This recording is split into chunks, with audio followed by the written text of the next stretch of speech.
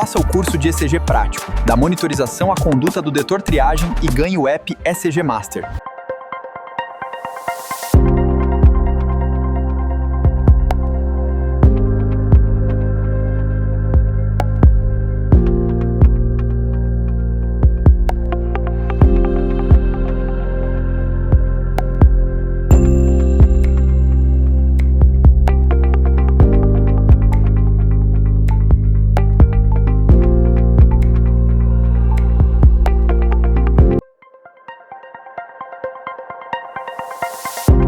Bem-vindo ao curso ECG Prático da Monitorização à Conduta.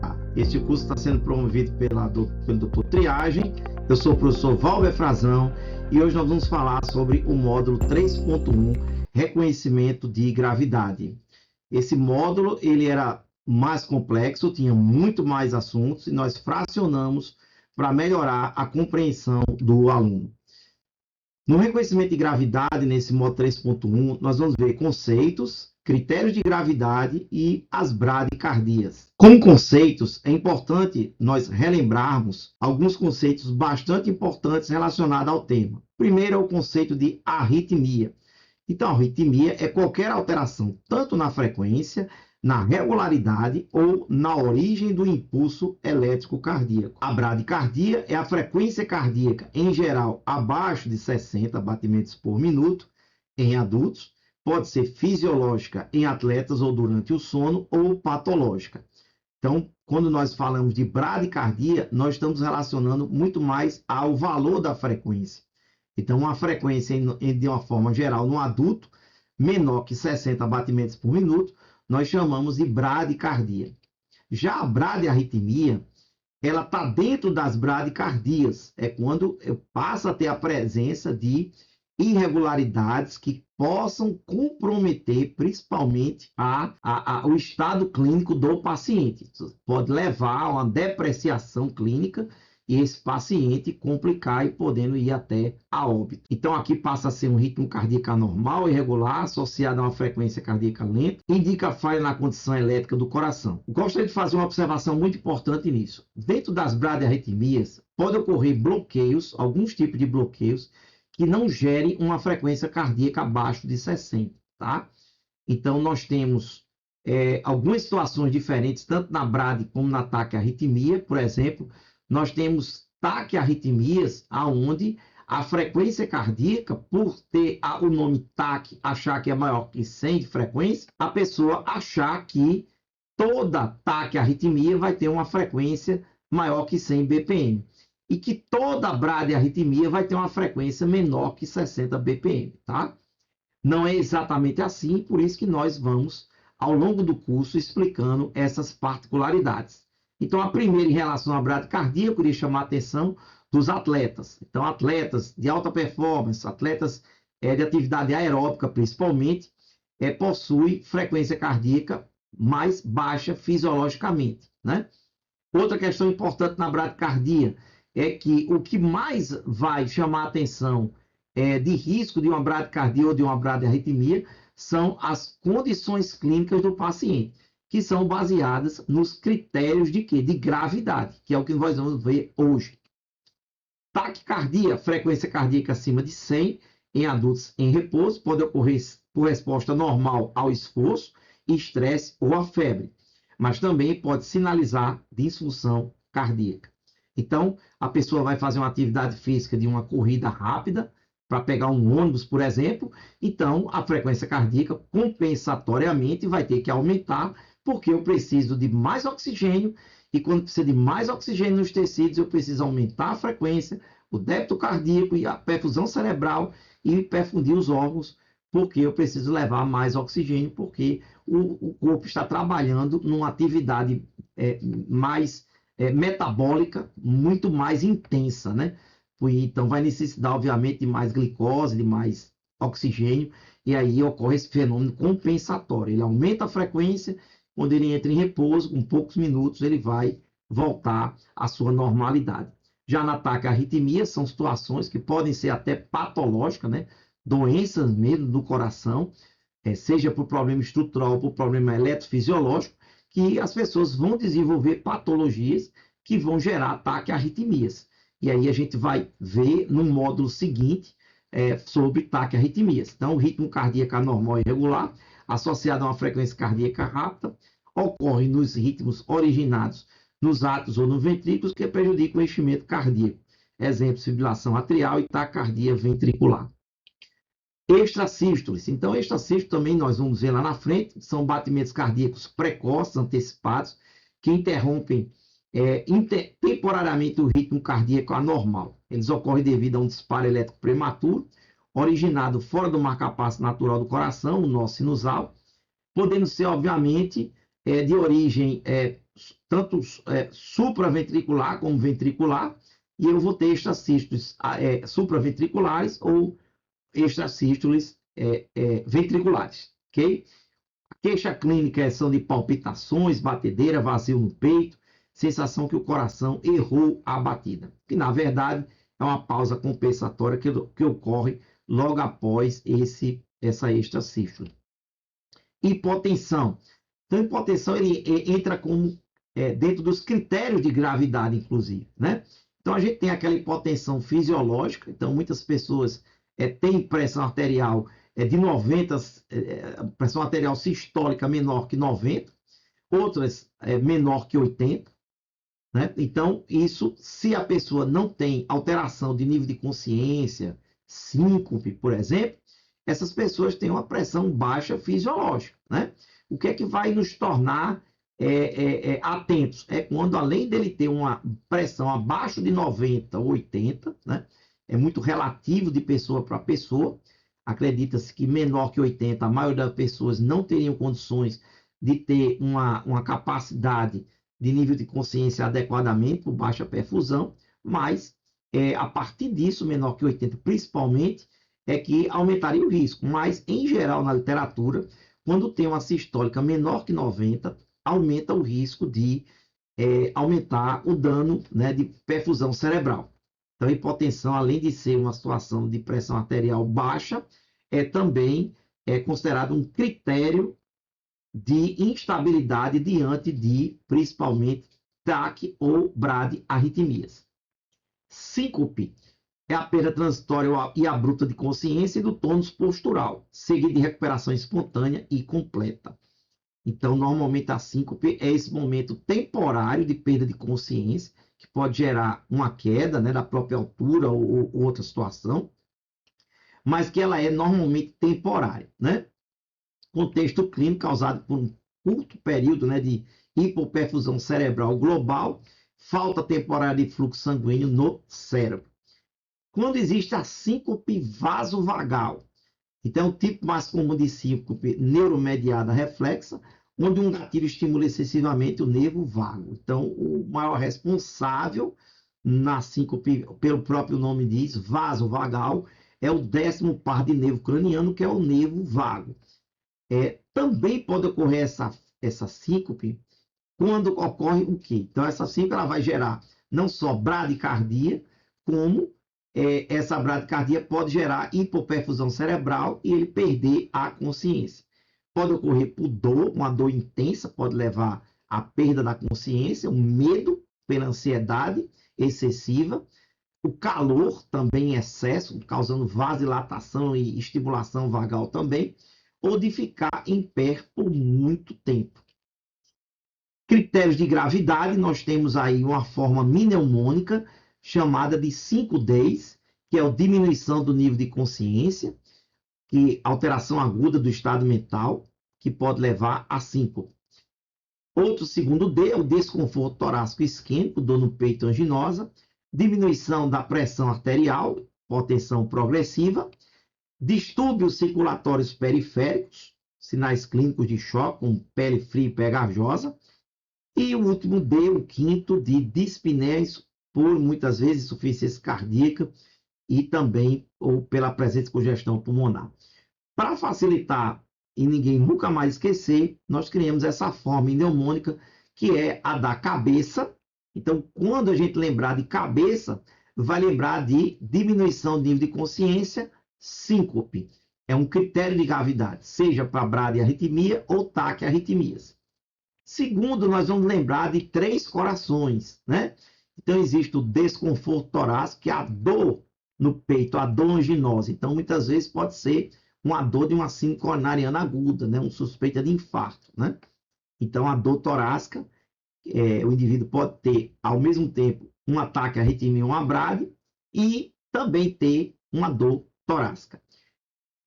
Outra que está relacionada ao coração é a diminuição da pressão arterial, hipotensão progressiva. Então, lembra de coração. Coração já está lembrando de 2 coisas: a dor torácica e hipotensão. E o terceiro do coração vai lembrar de quê? Distúrbio circulatório relacionado ao que é o choque. Então, aquela sinal de baixo débito, sudorese, pele fria, úmida, pegajosa, né? Então, esses sinais de baixo débito, eles também vão lembrar do coração. E, por último, pulmões. Então, cabeça, coração e pulmão, você vai lembrar desses 3 órgãos, porque aí no pulmão vai lembrar de dispneia e ou congestão pulmonar, tá? Então, pode ser uma dispneia isolada ou pode ser uma congestão pulmonar, certo?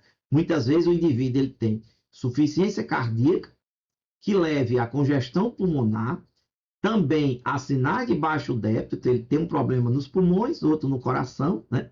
E por último, ele pode levar a síncope por essa hipotensão, por exemplo, esse choque, e ele ter alteração nesses 3 lugares. Mas basta ter, dentro desses 3, cabeça, coração, pulmão, uma alteração em um desses pontos, associado a uma brade, um ataque cardíaco, que o médico vai decidir, muitas vezes, fazer uma cardioversão sincronizada nesses pacientes, ou até o uso do marca-passo transcutâneo ou transvenoso. Vamos fazer uma revisão rápida aqui sobre a parte eletrofisiológica do coração. Então, relembrando aqui, o nosso sino atrial, que é o marca-passo principal, responsável pelo ritmo sinusal, pela onda P positiva, pela presença da onda P antes do QRS. Então, é daqui que é gerado o impulso. Então, quando ele dispara, ele gera e dispara esse impulso. Esse impulso vem em direção ao átrio esquerdo, e ele vai circular essa região nodal aqui em direção ao segundo marca-passo, que é o nó atrioventricular.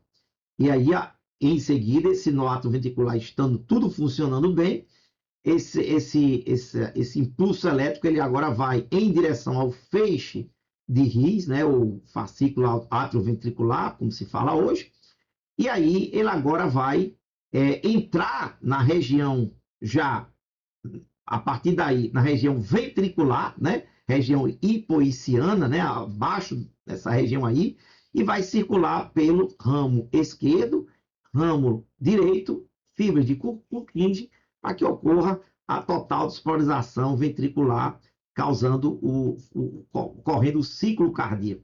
Fizemos essa linha reta aqui para justamente vocês entenderem, né? Que quando se falar, por exemplo, de algo supraventricular, você já vai entender que quando eu tenho algo acima dos ventrículos de arritmias e de análise eletrocardiográfica, a tendência é o QRS ele ser o quê? Ele ser um QRS estreito. Já para baixo, os problemas que acontecerem, principalmente nas bradiarritmias, vão ter tendência, né, abaixo dessa região do feixe de His, a ter uma frequência, inclusive, menor, né? Então, existem situações que nós vamos ver hoje que um bloqueio atrioventricular de terceiro grau, se ele for ocorrer mais ou menos nessa região daqui, daqui para cá, então, possa ser que a frequência ela não fique tão baixa, fique em torno de 40, 50, né?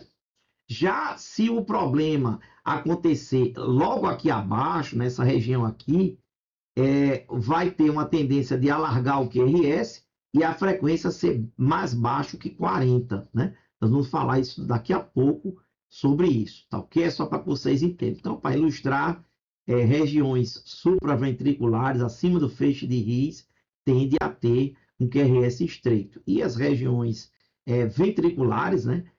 Quando tem problemas, né? Obviamente, quando tem um QRS acima de 0,12, você está diante de um problema mais abaixo do feixe de His, ok? Bradicardias. Quais são as bradicardias que nós vamos avaliar, analisar hoje? A bradicardia sinusal, com frequência cardíaca menor que 60 ou 50 nos protocolos do ACLS, ritmo juncional de escape, ritmo de escape ventricular e os bloqueios atrioventriculares de primeiro, segundo e terceiro grau. Então, bradicardia sinusal é quando tem uma frequência, em geral, menor que 60 e em protocolo de ACLS, a gente vai ver que ela tem eles adotam um protocolo de frequência menor que 50. Mas por que isso, professor? Porque é o seguinte, se todas as vezes que uma pessoa tivesse uma frequência menor que 60, sem sintomas, e achasse que isso seria um problema de saúde, por estar com bradicardia, muitas pessoas iriam superlotar os pronto atendimentos, até com crise de ansiedade, achando que não estava bem de saúde, tá? Então fizeram uns estudos, a American Heart Association, né, publicando aqui pela Circulation em 2019, que estudo populacional robusto mostra que uma frequência cardíaca entre 50 e 60 é completamente normal e fisiológica para uma parcela significativa da população saudável.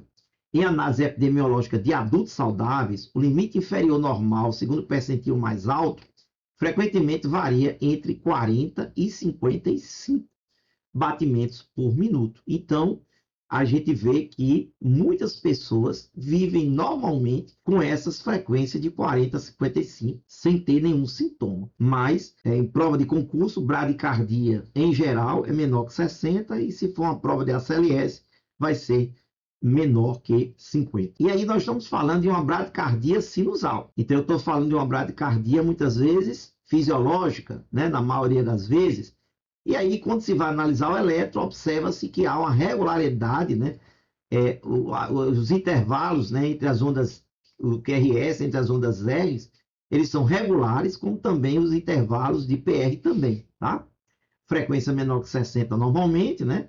E aí a gente vê que as ondas P elas são positivas, né, nas derivações inferiores, principalmente D2, D3 e AVF. Cada uma precede o complexo QRS, as ondas P são parecidas. O intervalo PR de 0,12 a 0,20 e constante de batimento a batimento. QRS menor que 0,12, a menos que conduzido anormalmente.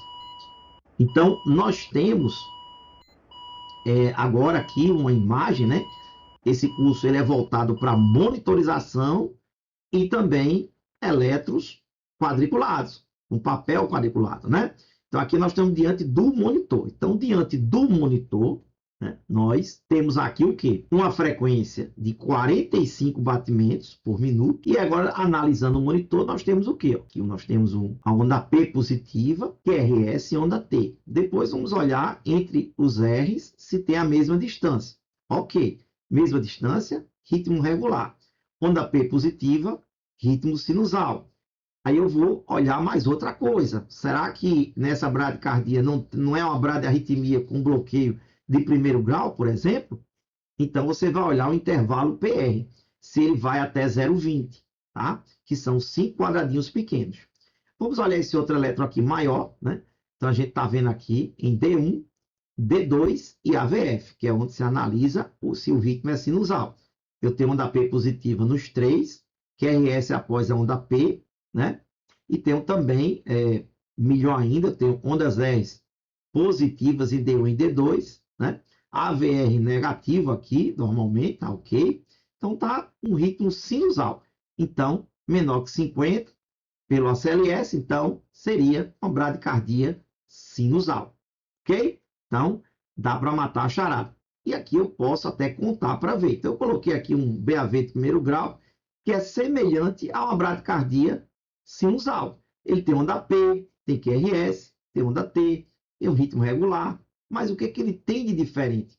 Ele tem um atraso do intervalo PR. Então aqui a gente contou aqui, nessa imagem, existem 6 quadradinhos pequenos, multiplicado por 0,04, eu tenho então um intervalo PR de 0,24 segundos, né? Que é a mesma coisa de dizer 240 milissegundos, tá ok? Então, aqui sim seria um BAV de primeiro grau, mas aqui não. É uma bradicardia sinusal. Ritmo juncional de escape. Bom, tem vários tipos de ritmo juncional. O ritmo juncional de escape, normalmente, ele tende a gerar uma bradicardia menor que 50. E o que é esse ritmo? Na verdade, é um ritmo de segurança, tá? Que assume o controle dos batimentos cardíacos quando o marca-passo natural, que é o nó sinusal, falha ou é bloqueado. Se o nó sinusal falhar e gerar o estímulo, ocorre uma pausa sinusal ou o estímulo foi impedido de descer, como por exemplo um BAV total. O nó atrioventricular ou o feixe de His assume então o papel de marca-passo para que o coração não pare de bater. Daí vem o termo escape. Então, essas características que nós vamos ver agora de intervalos, por exemplo, ele mostra que no ritmo juncional de escape não vai mexer com regularidade, principalmente no intervalo RR, tá? Mas nós vamos ver que existe também, na linguagem de cardiologia, o ritmo juncional ativo, quando é uma frequência entre 50 e 100. Então, ele não é totalmente de escape, mas por quê? Porque ele tem uma frequência acima de 50, né?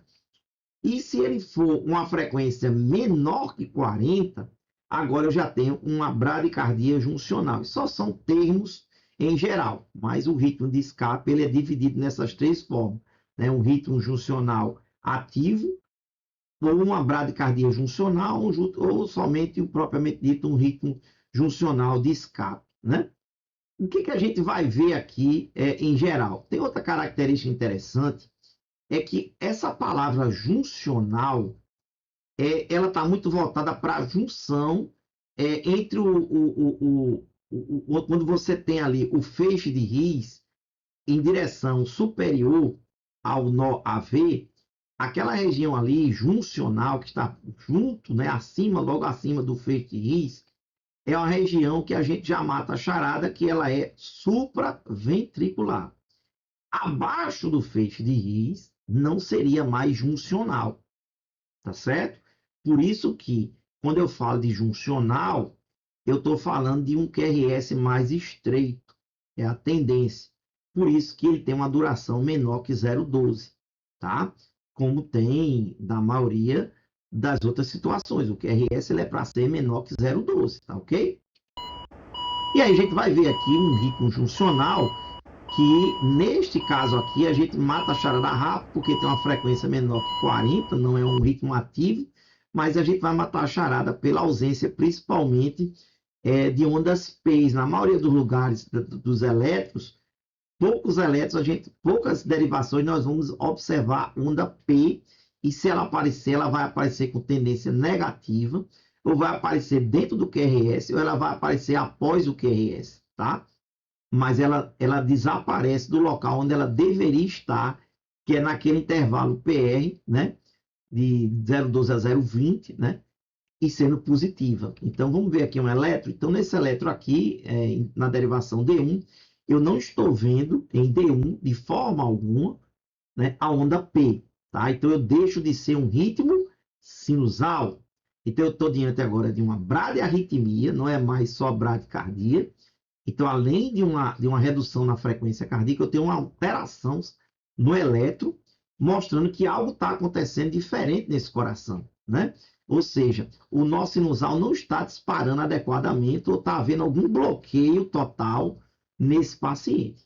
E que isso tende a gerar frequências mais baixas, né? É uma tendência, ok? Tirando o ativo, né? Então, aqui a gente viu agora em D2 outra situação. A gente está vendo aqui, ó, a onda P não está aqui, tá? Mas a gente está vendo como se fosse uma onda P invertida, seguida de uma onda T. Aqui também a gente não está vendo diretamente essa onda P aqui, em D3, mas a gente está vendo aqui, ó, como se fosse uma onda P invertida junto com a onda T, tá? Então, pode acontecer desse tipo, mas no geral, no eletro, no monitor, a tendência é você não ver a onda P, tá ok? Principalmente lá quando você está em D1 ou D2, que normalmente a gente põe um monitor em D1 e D2, né? Nas duas derivações, esse é o correto. Aí a gente viu um outro eletro agora, que ele tem o quê? Uma onda P negativa, tá vendo? Seguido de um QRS e uma elevação de segmento ST. Tá? Então, aqui é um paciente que tem um provável supra-DST, aqui não está falando qual a derivação, né?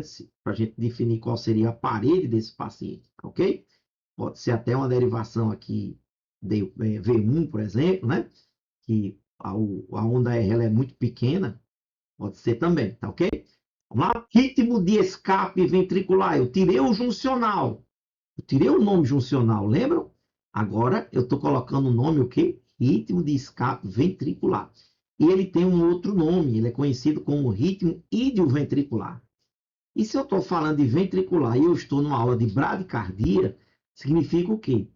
Que esse ritmo de escape, por ser ventricular, ele tem duas tendências. Quais são? Primeiro, QRS mais alargado e frequência cardíaca, né? Aqui, pela literatura, em torno de 20 a 40 batimentos por minuto, ou seja, uma frequência normalmente bem menor do que 60, 50, né? Bom, na cardiologia também, frequências inferiores a 20 batimentos com ritmo de escape ventricular pode ser chamado também de ritmo agônico, ou seja, um paciente que já está praticamente em parada cardiorrespiratória.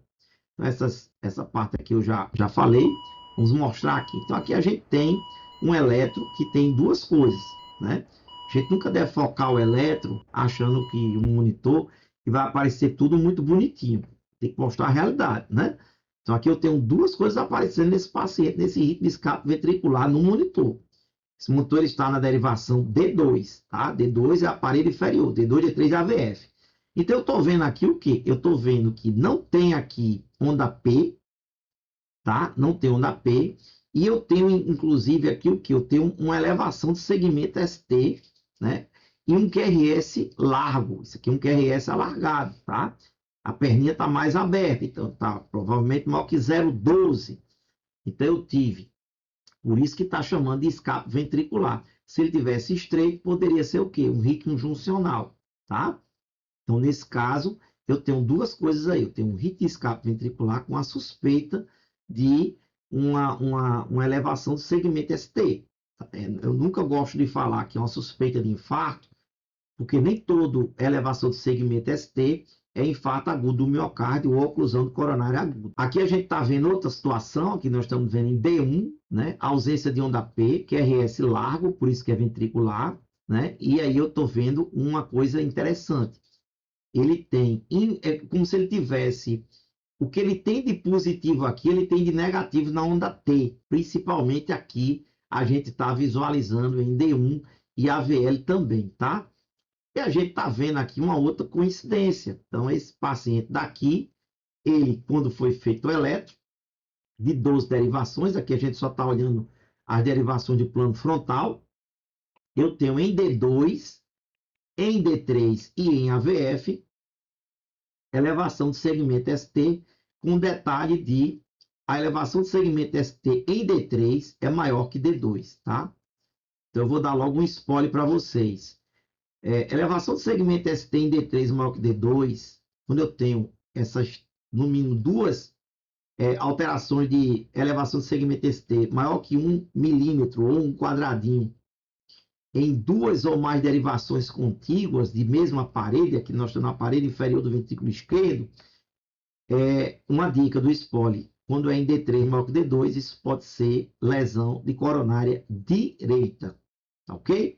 Se fosse o inverso, D2 maior que D3, suspeita de lesão de circunflexa, ok?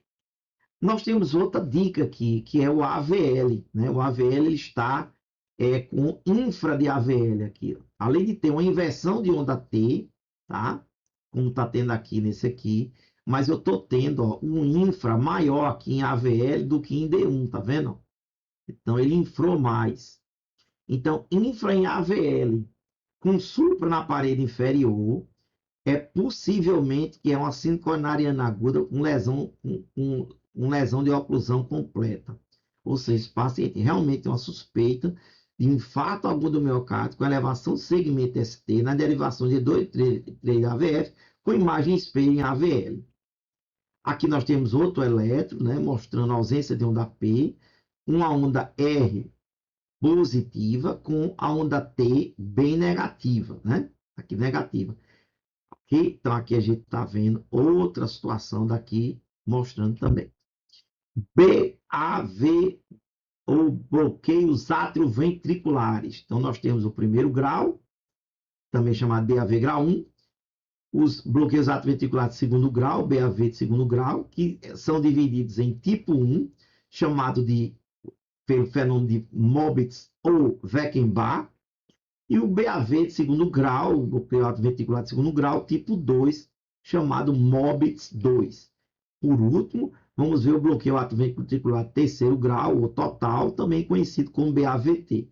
Então, eu posso dizer que é um BAV terceiro grau ou um BAVT.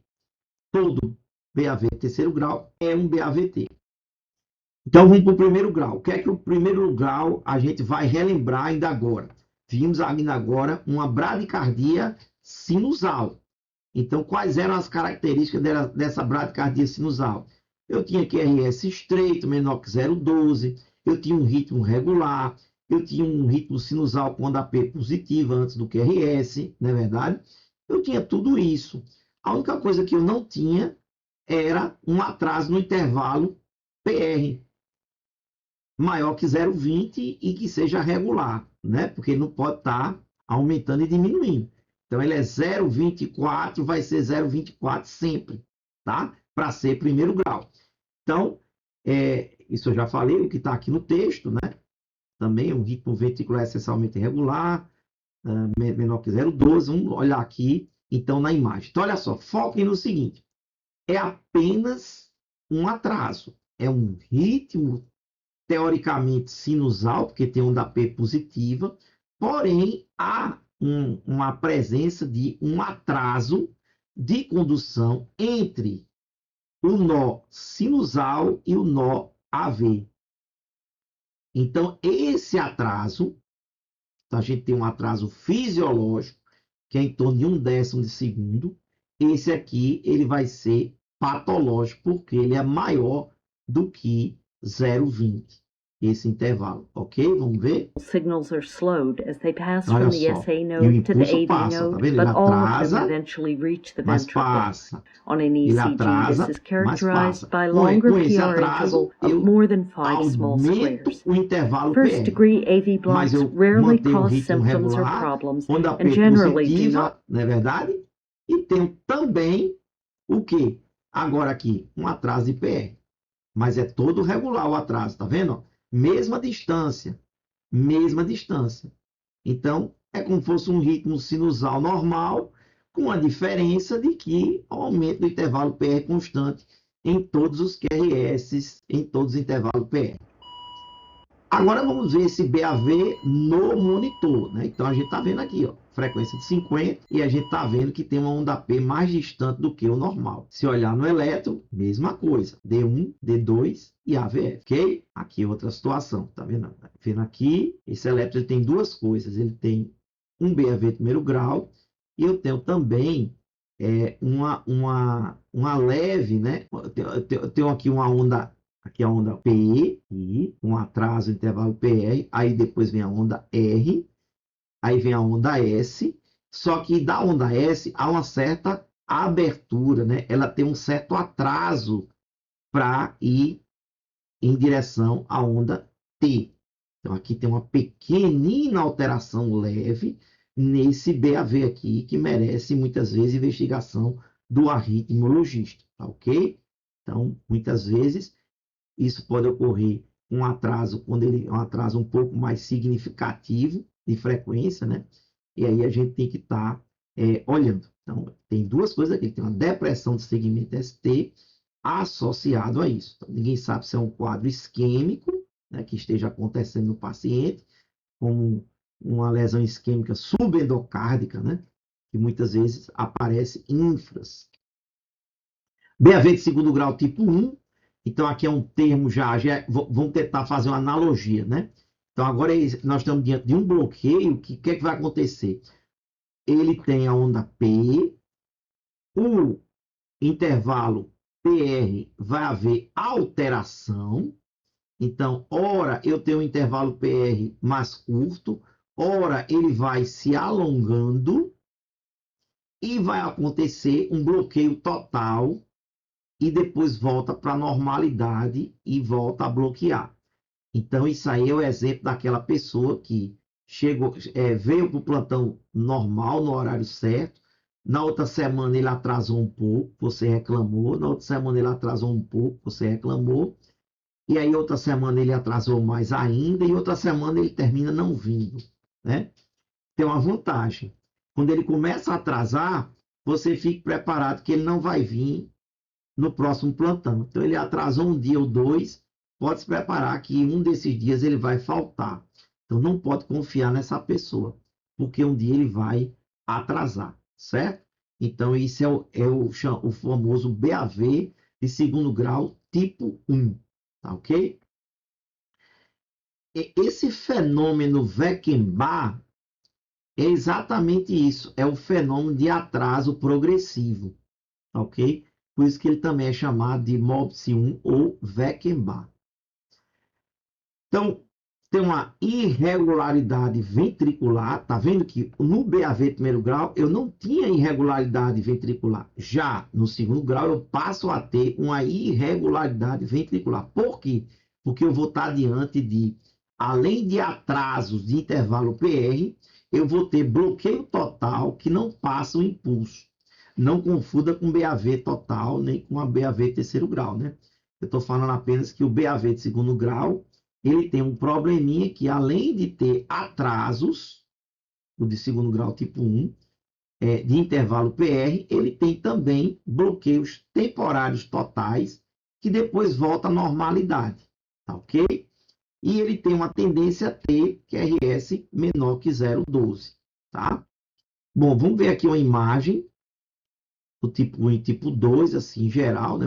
Então ele teve um atraso, atrasou mais ainda, agora bloqueou, tá vendo? Não passou. Então, estava aqui, ó, normal, aumentou o intervalo, houve um atraso maior, aqui outro atraso maior, e aqui ele bloqueou. Então, eu tenho o quê? Um QRS irregular.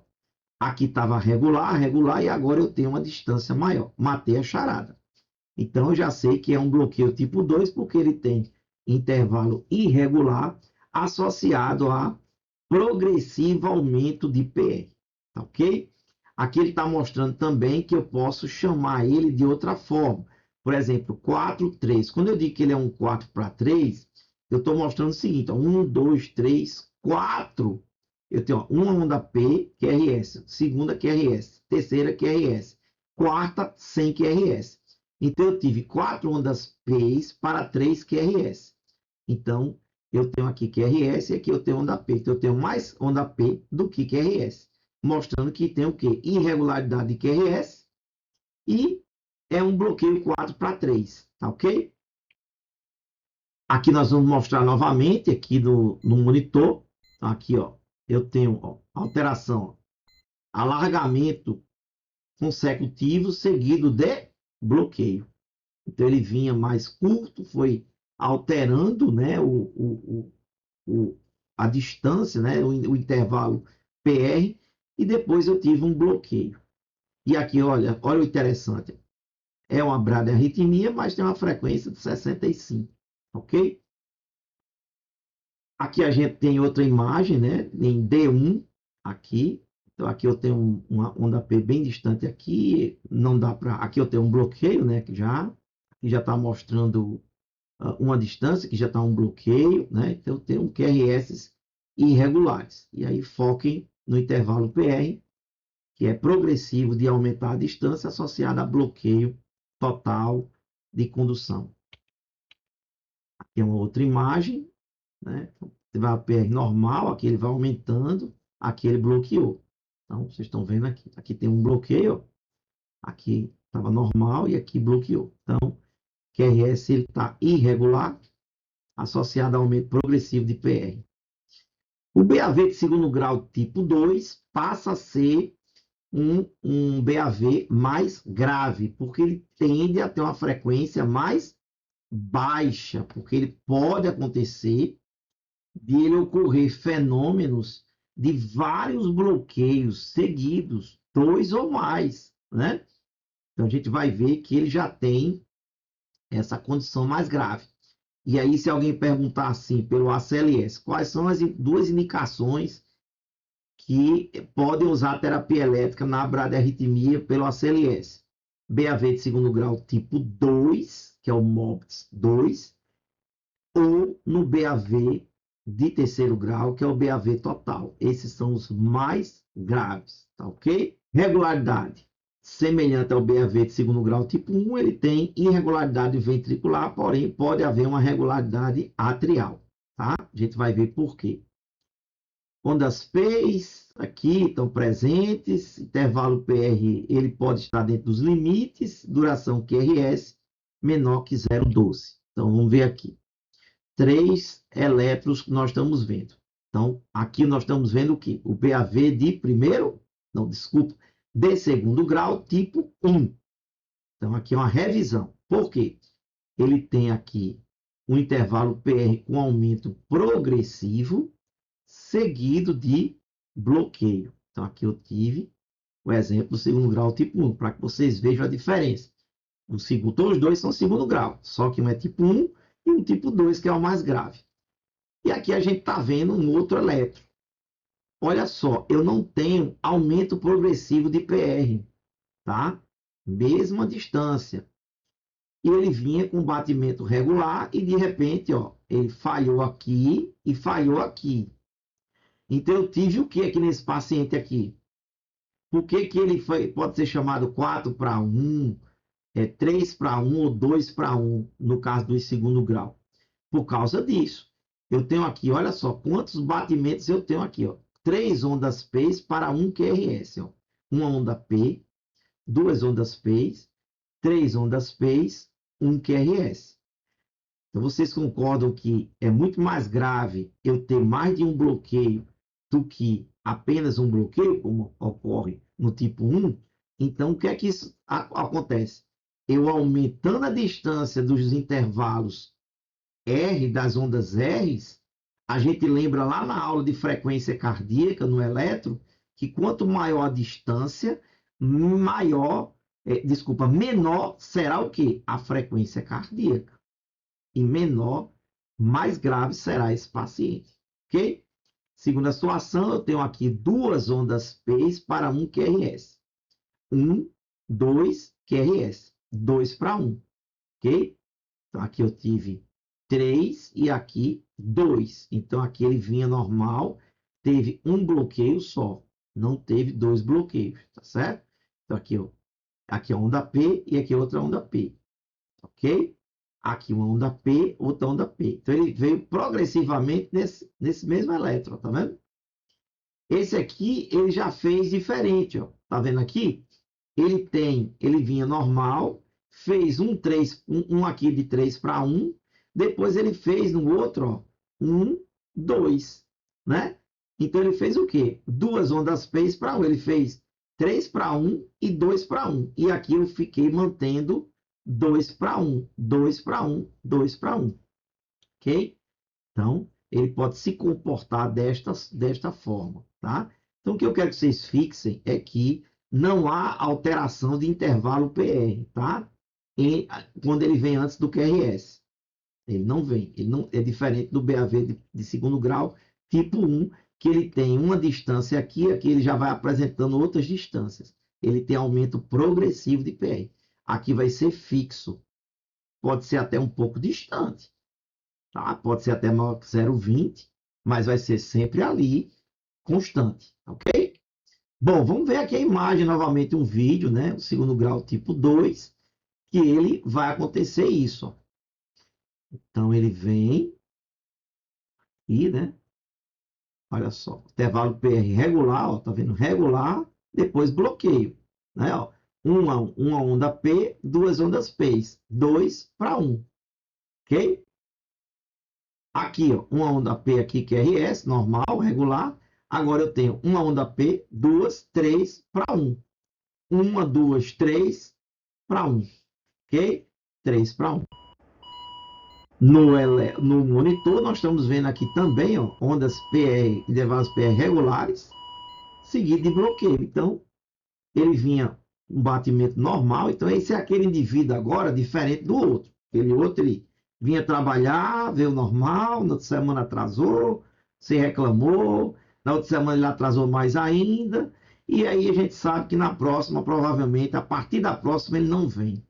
Então, normalmente, quando ele tem 2 atrasos consecutivos, um atraso maior que o outro, qual é a tendência? Ele não vir. Pode acontecer dele atrasar 3 vezes, cada vez mais. Chegou num dia de 7h30, na outra semana 8 horas, na outra semana 8h30, e na outra ele faltou, tá? Então, nesse caso, a gente... Mas aí é um BAV de segundo grau tipo 1. Já esse aqui não. Esse aqui é um indivíduo que ele vem sempre às 7 da manhã. Porém, quando ele... Se tiver o jogo do Flamengo, aí ele não vem. Tem que se ligar nisso, né? Será que eu vou descobrir? Então, se eu descobrir que vai ter jogo do Flamengo, aí você pode prever. Mas ele é imprevisível. Ele vem normal, normal, normal. De repente ele falta. Aqui é um 2 para 1. Uma onda P, 2 ondas P. 2 ondas P para 1 QRS. Então, BAV de segundo grau, tipo 2, 2 para 1. Se for bem regular, né? Aqui, em D1, a onda P, aqui já está muito em cima, mas a gente já vê um bloqueio aqui. Eu tenho QRS, onda T, onda P, não veio QRS e a onda P. 1, 2, 1, 2 para 1, que é o mesmo daqui. Novamente o mesmo, novamente aqui em D2, o mesmo elétron, 2 para 1. Aqui um outro elétron diferente, veio normal, aqui bloqueou. Normal, normal, bloqueou. Normal, normal, bloqueou. Então ele tem essa mesma conformidade, né? Ele vem normal, 2 semanas normal, sem atrasar, e faz 1, 2 para 1 depois. 1 onda P, 2 onda P, 1 QRS, 2 para 1. Vamos para o pior bloqueio que existe, o mais grave, né? O BAV de terceiro grau, o BAVT, né? Ausência completa de combustão ao de estímulos elétricos entre os átomos e os ventrículos. Os átomos e os ventrículos batem de forma totalmente isolada, comandados por marca-passo diferente. O que, é que vai acontecer aí? Então aí ele vai ser uma mistura, né? Lembra da história do ritmo de escape ventricular, do ritmo juncional? Isso é uma mistura. É um indivíduo que vocês vão ver na imagem que o coração dele ele vai disparar o nó sinusal, ele tem um disparo, ele tenta trafegar em direção ao ramo esquerdo e direito, mas o que é que vai acontecer? Seja na região supraiciana ou infraiciana, ele vai ter um bloqueio total que não vai passar para os ventrículos o estímulo. E olha o perigo. Se isso não vai passar o estímulo para os ventrículos, alguém tem que assumir essa história. Alguém tem que assumir esse problema, né? E aí vocês aprenderam ainda agora que ou vai ser o nó AV ou o feixe de risco que vai tentar assumir, né? Se os dois não conseguirem, se for uma região infraiciana, vai ser lá de baixo para cima, né? Então, isso vai acontecer com a tendência de ter frequência bem mais baixa. Então, a gente vai ver que, na prática, existem 2 tipos de conformidade de QRS no BAV de terceiro grau. Vocês vão ver daqui a pouco, tá ok? Segunda informação. Primeira foi que não passa o estímulo de jeito nenhum. No BAV primeiro grau passa, no segundo grau passa e bloqueia. No terceiro grau não passa de jeito nenhum. Por isso que ele é chamado de total. Ok? E aí tem uma segunda informação que é o intervalo PR, ele tem alterações. Então ele é totalmente descompassado. Ele tem uma frequência ventricular fixa, tá? Que pode ser regular ou irregular, mas normalmente ela é mais para regular. Mas em relação a isso, a essa regularidade, vai acontecer de eu ver intervalos PR diferentes e quantos ritmos ventriculares podem estar normais. É isso que a gente precisa entender, tá ok? Isso pode gerar frequência muito baixa. Então tá aqui. Ó, o estímulo não passa. Disparou, não veio. Disparou, não veio. Disparou, não veio, não passa. Então a gente quer que esse estímulo faça isso, ó. Faça isso. Não faz. E aí, nesse caso aqui, vem um estímulo de baixo para cima, né? Ok? E aí a gente tem, então, dois tipos, né, subtipos de BAV de terceiro grau, tá? Nós temos um que a gente chama de com escape juncional, que é o bloqueio alto. E aí, se é bloqueio alto, eu tenho tendência a um QRS mais estreito. E eu tenho um ritmo de escape ventricular, então eu tenho, além de BAVT, eu tenho também o escape ventricular, que é o bloqueio baixo, tá? Então, um dos dois vai aparecer. Qual é o mais grave? Esse aqui. Lembra que eu disse que QRS largo não é bom. A arritmia com QRS largo afetou o ventrículo, né? Então, além de eu ter afetado no sentido de perda de tempo para despolarizar os ventrículos e ter um débito cardíaco melhor, lembre que débito cardíaco é o volume sistólico vezes a frequência cardíaca. Se baixa a frequência, baixa débito. Se baixa volume, baixa débito. Ok? Então, quando alguém perguntar para você qual é o BAVT mais grave, você vai dizer, é o BAVT que vem acompanhado de escape ventricular, porque o QRS é mais largo e tende a uma frequência bem mais baixa. Na minha prática de acompanhar pacientes de cardiologia, eu não sei se é porque são esses que demandam internações de urgência em maior quantidade, mas a maior parte dos BAVT que a gente recebe, ele vem com escape ventricular. Então, frequência de 23, 25, 28, 30, né? Então, são frequências muito baixas. Então, por isso que eles são atendidos de urgência, porque vão gerar baixo débito, hipotensão, né? E aí o risco de óbito aumenta. Aí tem que ir para um hospital especializado para colocar um marca-passo transvenoso e, se necessário, um marca-passo definitivo. Aqui é uma imagem agora do monitor, né?